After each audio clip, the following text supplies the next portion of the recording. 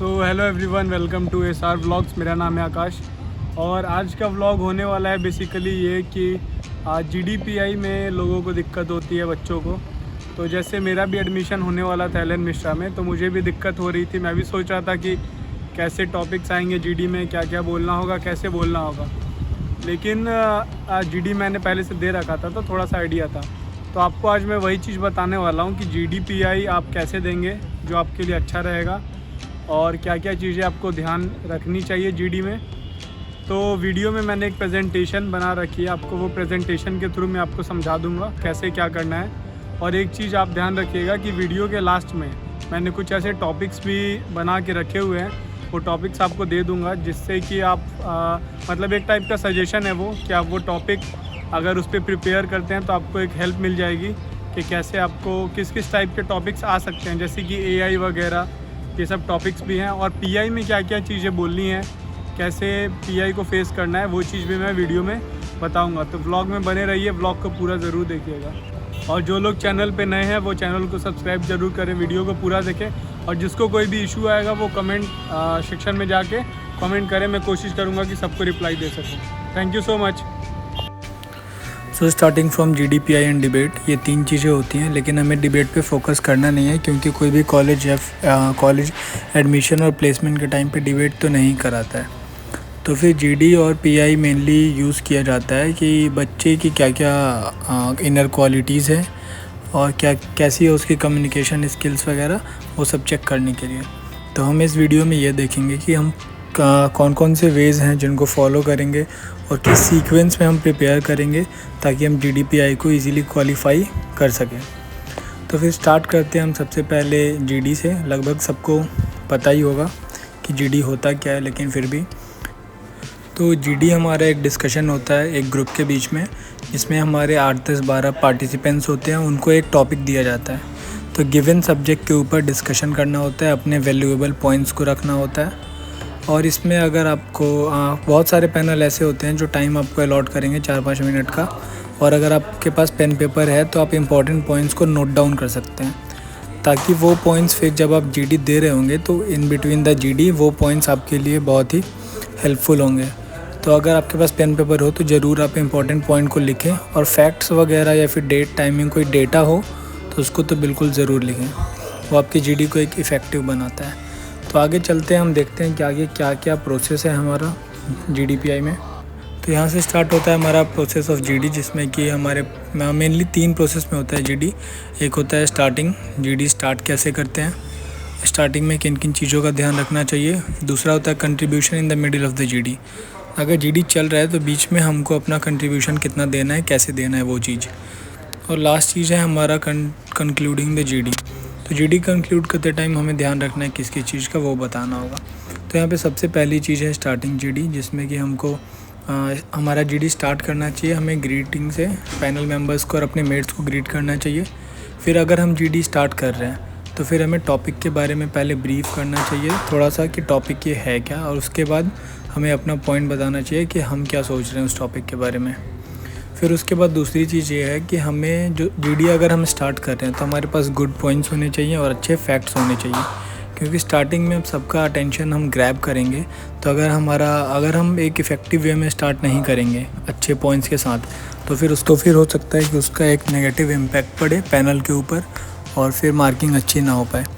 तो फिर अगर हमने सबका अटेंशन ग्रैब किया है तो फिर उसको अच्छे से करना है। फिर उसके बाद हमारा आता है starting GD effectively will give you more marks. हाँ, मतलब अगर आपने जीडी अच्छे से स्टार्ट किया है, सारी चीज़ बेटर वे में है, तो आपको मार्क्स अच्छे मिलेंगे, क्योंकि जीडी स्टार्ट करने वाले को थोड़े से एक्स्ट्रा मार्क्स मिलते हैं इन कंपैरिजन टू अदर्स। तो फिर इस चीज़ का बेनिफिट आप उठा सकते हैं, कोशिश ज़रूर करनी चाहिए। फिर इसके बाद हम देखते हैं कि हमारा सेकेंड जो प्रोसेस है इन बिटवीन द जीडी, वो क्या है। तो फिर मिडिल ऑफ द जीडी में क्या क्या चीज़ें हैं। तो सबसे पहली चीज़ हमें जो ध्यान रखनी चाहिए वो ये है कि लिसन एवरीवन्स पॉइंट केयरफुली। हमें सबके पॉइंट्स को केयरफुली सुनना चाहिए, क्या पता कौन कितना अच्छा पॉइंट बोल दे और फिर उससे हमें हेल्प मिल जाए। दूसरी चीज़ ये कि अगर हमारे पास पेन और पेपर है तो हमें दूसरे के भी पॉइंट्स को लिखना चाहिए, कि जो पॉइंट हमें अच्छा लग रहा है या फिर हमें ऐसा लग रहा है कि इस पॉइंट से रिलेट करके हम आगे कोई अपना पॉइंट ऐड कर पाएंगे, तो हमें उसे ज़रूर नोट डाउन करना चाहिए। तीसरी चीज़ ये कि हमें अपना वैल्यूएबल पॉइंट ज़रूर कंट्रीब्यूट करना है, पॉइंट वही जो थोड़ा वैल्यूएबल हो। अगर आप फैक्ट्स और डेटा अगर आप दे रहे हैं टॉपिक के बारे में तो वो ज़्यादा बेटर होता है। किसी भी टॉपिक के बारे में अगर कुछ भी डेटा तो फिर वो बेनिफिशियल रहेगा। उससे क्या होगा कि आप अटेंशन ग्रैब करिएगा और फिर आपको मार्क्स भी ज़्यादा मिलेंगे, लगेगा पैनल को कि हाँ बच्चे को नॉलेज है। फिर उसके बाद क्या है कि listening will help you to better understand the topic and think logically. हाँ, और अगर आप दूसरों को सुन रहे हैं अच्छे से तो फिर वो आपको हेल्प करेगा ना कि आप टॉपिक को बेटर अंडरस्टैंड कर पाएंगे और फिर सोच भी पाएंगे टॉपिक के बारे में अच्छे से। तो फिर उससे फिर आप किसी भी पॉइंट में आपको चैट ऑन करने में आपको आसानी रहेगी। तो ध्यान से सुनना है। फिर है never oppose someone, just kindly say you may be correct my dear friend but I think so and so and so. इसका मतलब ये है। तो फिर यहाँ पे आपको एक चीज़ का ध्यान देना है कि अगर सामने वाला कुछ भी पॉइंट बोल रहा है और आप उससे एग्री नहीं कर रहे हैं तो आपको डायरेक्टली अपोज नहीं करना है, क्योंकि आप एक डिबेट में नहीं बैठे हैं, आप बैठे हैं ग्रुप डिस्कशन में। तो फिर आपको उसी वे में बिहेव भी करना है। अगर आप उसको थोड़ा सा मैनिपुलेट करिएगा कि हाँ तुम सही हो सकते हो लेकिन मैं अपना पॉइंट ऐड करना चाहता हूँ, तो उससे एक अच्छा इम्पैक्ट जाएगा। फिर उसके बाद look at everyone's face while speaking. सबको देखना है, सबके फेस पे देखना है। ऐसा नहीं हो कि सिर्फ आप पैनल मेंबर्स को ही देख रहे हैं। पैनल मेंबर्स को छोड़ के आपको बाकी सबके फेस पे देखना है जो भी पार्टिसिपेंट्स होंगे। फिर उसके बाद है show some team membership and give chance others to speak. अगर ऐसा है कि ग्रुप में कोई बोल नहीं रहा है तो फिर आपको पॉइंट आउट डायरेक्ट नहीं करना है, लेकिन फिर भी एक चीज़ समझा देनी है कि Vivek is not speaking, let us give a chance to him, कि हमें उसे एक चांस देना चाहिए कि Vivek you should also contribute your point. तो इससे क्या होगा कि एक टीम मेंबरशिप आपके अंदर शो होगी, जो कि बहुत ही अच्छी चीज़ है। जीडी में पैनल को ये लगेगा कि हाँ ये टीम में मेंबर्स के बारे में सोचता है, तो ये चीज़ आपको करना चाहिए अगर ऐसा है तो। फिर उसके बाद हम देखते हैं कि क्या है हमारा थर्ड जो हमारा वे है कंक्लूडिंग द जीडी। इसमें क्या क्या हमको करना होगा। तो इसमें सबसे पहली चीज़ है tell everyone's opinion in short, tell your own opinions, what point at you came finally after discussion. तो फिर आपको इसमें क्या करना है कि सबके ओपिनियन को शॉर्ट में फटाफट बता देना है कि ये पॉइंट्स वैल्यूएबल हैं जो कि हमें मिले हैं जीडी में। फिर अपना पॉइंट ऑफ व्यू बताना है। फिर फाइनली हमको ये ज़रूर बताना होगा कि हम किस कंक्लूज़न पे पहुँचे। जो ग्रुप डिस्कशन हुआ इससे हमारे माइंड में क्या क्लैरिटी हुई वो चीज़ बताना होगा। फिर इसमें यहाँ पे इम्पॉर्टेंट टॉपिक दिए हुए हैं मैंने जीडी के, जो कि यूजुअली यूज़ होते हैं बहुत एडमिशन में या फिर प्लेसमेंट के टाइम पे भी। ये सारे टॉपिक आप देख सकते हैं।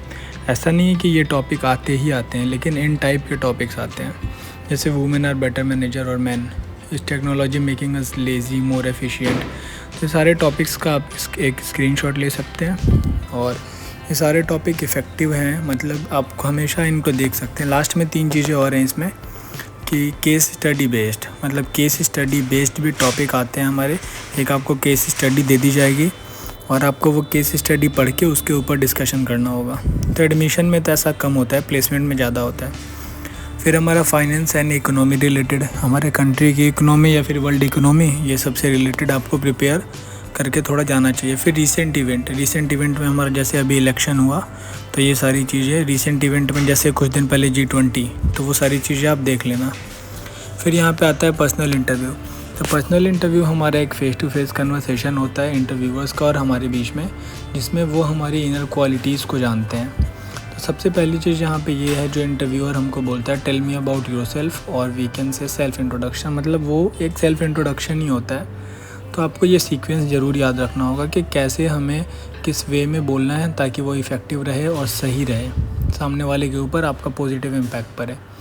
तो सबसे पहली चीज़ आपको ग्रीट करना है जो भी पैनल मेंबर्स होंगे उनको। फिर अपना नाम एड्रेस बताना है। नाम एड्रेस के बाद आपको अपनी क्वालिफ़िकेशन बतानी है, starting from the recent one, मतलब कि आपने अभी जो रीसेंट क्वालिफ़िकेशन ख़त्म की है, जैसे पहले PG, फिर UG, फिर 12th, फिर 10th। तो आपको सबसे पहले रीसेंट एजुकेशनल क्वालिफ़िकेशन बतानी है, उसके बाद फिर पीछे जाना है। फिर अगर आपके पास एक्सपीरियंस है तो आपको वो बताना होगा।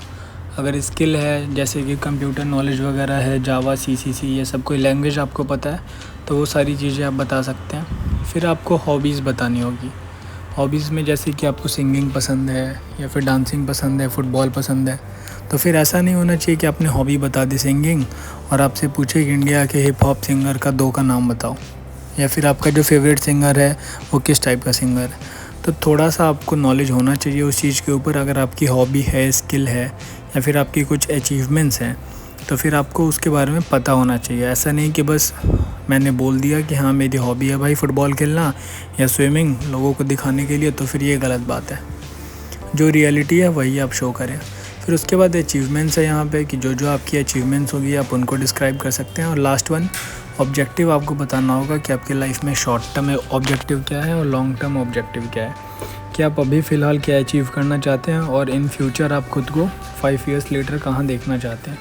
तो ये तो कंपलसरी नहीं है आप, लेकिन फिर भी अगर आप ऐड ऑन करेंगे तो वो ज़्यादा इफ़ेक्टिव होगा, अच्छा होगा। और एक चीज़ आपको हमेशा ध्यान देनी है, यहाँ लास्ट में लिखा हुआ है note always try to frame yourself according to the need of interviewer. तो इस लाइन का मतलब ये है कि इंटरव्यूअर जैसा चाहता है कैंडिडेट, आपको खुद को वैसा ही बनाना है, वैसा ही प्रिपेयर करना है। जैसे आपको एडमिशन के लिए जाना है कहीं भी, तो आपको ये दिखाना है कि हाँ मैं अच्छा बच्चा हूँ, डिसिप्लिन्ड हूँ, और अगर मैं ऑर्गेनाइजेशन में आता हूँ पढ़ने के लिए तो फिर मैं पढ़ूँगा मन लगा के और ऑर्गेनाइजेशन के लिए भी कुछ अच्छा करूँगा, ठीक है, इस वे में। और अगर आपको प्लेसमेंट के लिए कहीं जाना है तो आपको ये शो करना होगा कि हाँ अगर मैं आपके ऑर्गेनाइजेशन में ऐड ऑन होता हूँ तो आपके ऑर्गेनाइजेशन के लिए मैं एक वैल्यूएबल एसेट बनूँगा और ज़रूर कुछ अच्छा करूँगा, मेहनत करूँगा, ताकि फिर उनको लगे कि हाँ यार इसे लेने में मुझे फ़ायदा है क्योंकि ये मेरे लिए काम करेगा। तो यही सारी चीज़ें हैं। आपको कोई भी अगर कन्फ्यूज़न हो तो आप कमेंट बॉक्स में कमेंट ज़रूर करें, मैं कोशिश करूँगा कि सबका रिप्लाई कर सकूँ।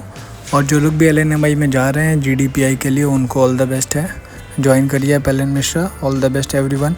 और वीडियो को लास्ट तक देखने के लिए thank you so much everyone. Video को आप लाइक करें, चैनल को सब्सक्राइब ज़रूर करें। फिर मिलते हैं अगली वीडियो में, बाय बाय।